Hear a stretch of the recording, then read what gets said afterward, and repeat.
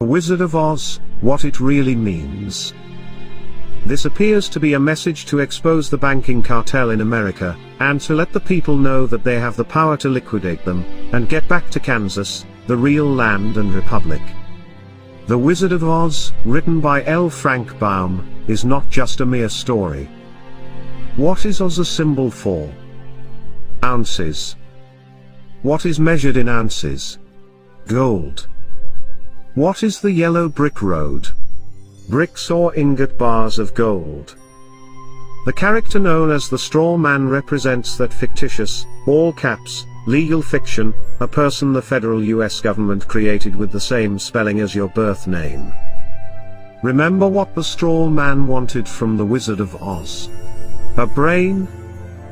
No juristic person, legal fiction, paper corporation has a brain because he or she has no breath of life. What did the Straw Man get in place of a brain? A certificate, a birth certificate for a new legal creation. He was proud of his new legal status, and all the other legalisms he was granted. Now he becomes the epitome of the brainless sack of straw who was given a certificate in place of a grain of common sense. Now, what about the Tin Man? Does taxpayer identification number, TIN, bring anything to mind?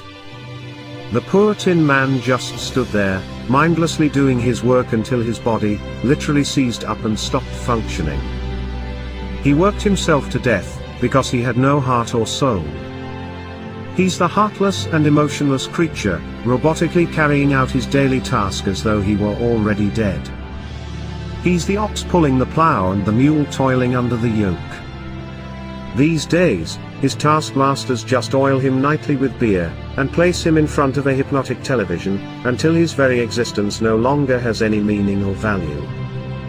His masters keep him cold on the outside, and heartless on the inside, in order to control any emotion or feeling that might arise. The Cowardly Lion was always too frightened to stand up for himself.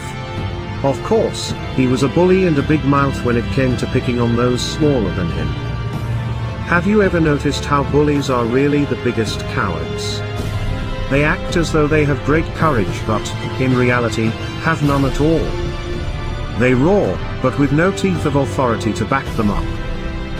When push came to shove, the Cowardly Lion always buckled, and whimpered when anyone of any size or stature challenged him. He wanted courage from the Grand Wizard, so he was awarded a medal of official recognition. Now, although remaining a coward, his official status allowed him to be a bully, but with officially recognized authority, and not at all unlike the attorneys, who hide behind the courts. What about the trip through the field of poppies?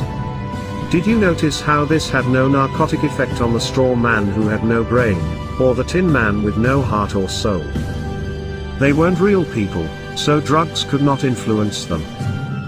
The Wizard of Oz was written at the turn of the century, so how could the author have known America was going to be drugged?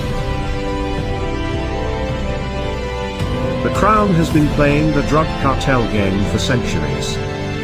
Just look up the history of Hong Kong and the Opium Wars. The Crown already had valuable experience conquering all of China with drugs, so why not the rest of the world? What was the Emerald City? The Federal Reserve System.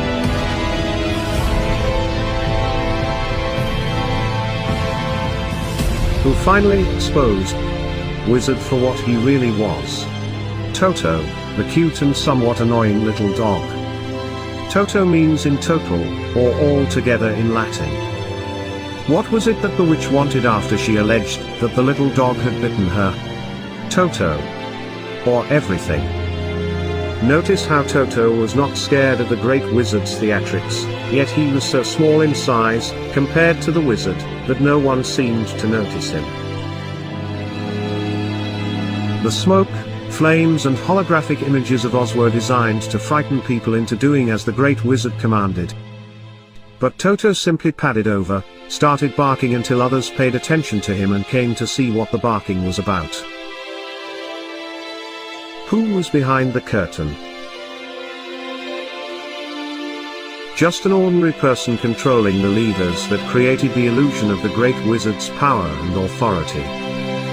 When Toto pulled back the curtain and completely exposed him, the charade was at an end. The veil hiding the corporate legal fiction and its false courts was removed. The wizard's game was up, and what was he after all? A conman, a fraud. We can see, in this tale, just how loud the bark from a little dog can be. Most of us remain silent and wait to be given whatever food and recognition, if any, by our legal masters. Let us not forget those flying monkeys. What perfect mythical creatures to represent the Bar Association attorneys, who attack and control the little people for the great crown wizard, the powerful and grand bankers of Oz. How, finally, was the evil witch destroyed? Pure, clean water? Liquidation. How did Dorothy finally get home? She simply clicked her heels. She always had the power, and so do we. What would it take to expose the wizard for what he is? We each need only a brain, a heart and soul, and courage. Then, and perhaps of the greatest importance, we need to learn how to work together. Only by working together, can we have the freedom that was given to us all, under the law of God.